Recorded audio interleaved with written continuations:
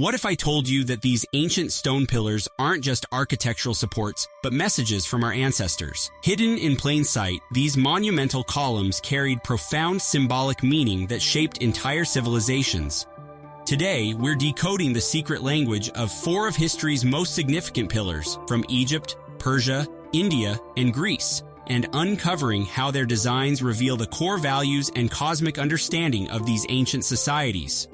Welcome back to Ancient Mysteries Decoded. I'm your host, and today we're exploring how monumental columns served as powerful symbols that connected Earth to heaven across four great civilizations. These weren't just random decorative elements. Each civilization encoded their deepest beliefs about power, divinity, and cosmic order into these stone sentinels. The Egyptian obelisk, or Tekhenu, represents perhaps the most direct symbolic connection between earth and sky in the ancient world. Standing over 3,200 years old, this monument of Ramses II wasn't merely decorative, it was a physical manifestation of Egypt's creation myth. The Tekhenu's distinctive pyramidal top, known as a pyramidion, was often covered in electrum, a gold-silver alloy, to catch the first rays of the morning sun. This wasn't just for aesthetic purposes. In Egyptian cosmology, the obelisk represented the Benben stone, the primordial mound that emerged from the waters of chaos at the moment of creation where the god Atum first appeared. The hieroglyphs carved into its surface weren't just historical records but magical texts. According to Egyptologist Richard Wilkinson, these monuments were believed to be inhabited by the divine essence of the sun god. The texts activated the stone, transforming it into a living conduit between humans and the divine realm. Moving east to Persia, we encounter a completely different symbolic language in the stunning columns of the ab7a Palace, built around 500 BCE during the height of the Achaemenid Empire. Unlike the solid Egyptian obelisk, the Persian column featured distinct sections, a base, a fluted shaft, and an elaborate capital, often featuring two bulls or other animals back to back. The fluting of the column shaft, those vertical grooves, represented the gathering of many peoples under Persian rule. According to archaeologist John Curtis, each groove symbolized the different nations united within the empire, reflecting the Persian ideal of unity in diversity. The double bull capitals carried even deeper symbolism. The bull was associated with the Zoroastrian concept of fertility and strength, but the dual-facing design represented the Persian Empire, looking both east and west, symbolizing its role as the connector of worlds. The height and slenderness of these columns, supporting vast roofs with seemingly impossible grace, conveyed the Persian belief in their divinely ordained role as holders of the cosmic order. The king, like these columns, connected heaven and earth, supporting the weight of empire through divine guidance.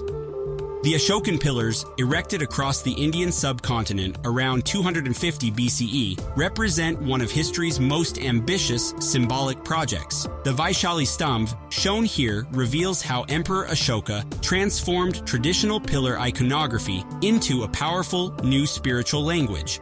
Unlike both the Egyptian obelisk and Persian column, the Ashokan pillar features a perfectly smooth, undecorated shaft. This wasn't a lack of artistic sophistication, but a deliberate choice reflecting Buddhist principles of clarity and simplicity. According to historian John Kie, the polished surface was meant to reflect like a mirror, symbolizing the clear mind attained through Buddhist practice.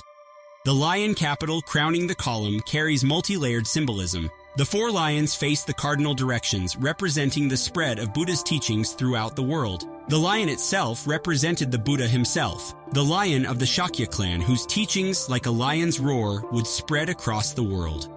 What makes the Ashokan pillars particularly fascinating is how they merged political and spiritual authority. These weren't placed in temples, but at major crossroads and pilgrimage routes. The pillars carried Ashoka's edicts promoting non-violence and ethical governance.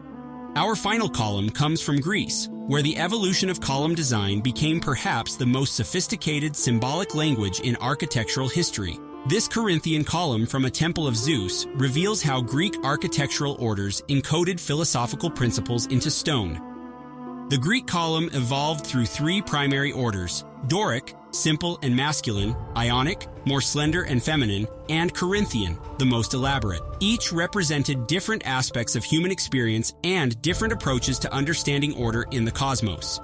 The Corinthian column, shown here, with its ornate capital featuring acanthus leaves, represents the height of this symbolic evolution. According to architectural historian John Summerson, the acanthus motif wasn't merely decorative, but carried profound meaning. The legend of its origin tells of a basket placed on a young girl's grave, with acanthus growing around it, symbolizing life emerging from death.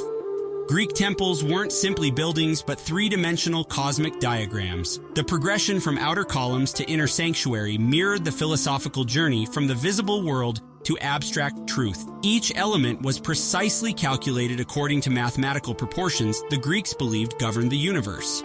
Unlike our other examples, Greek columns weren't expressions of imperial power, but representations of civic and cultural identity. The Temple of Zeus celebrated not just a deity, but the shared values and collective achievement of the Greek people.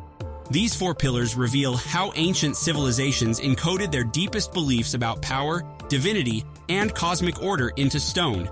From Egypt's solar theology to Persia's imperial ideology, from India's ethical revolution to Greece's philosophical ideals, each column tells a story about how these cultures understood their place in the universe. What's remarkable is how these monuments continue to influence us today. The columns of government buildings, educational institutions, and even corporate headquarters draw directly from these ancient forms. We're still speaking this symbolic language, often without realizing its origins. So next time you see a column, remember, you're not just looking at an architectural support, but at one of humanity's oldest and most profound symbolic traditions. These weren't just pillars holding up roofs. They were pillars holding up entire worldviews.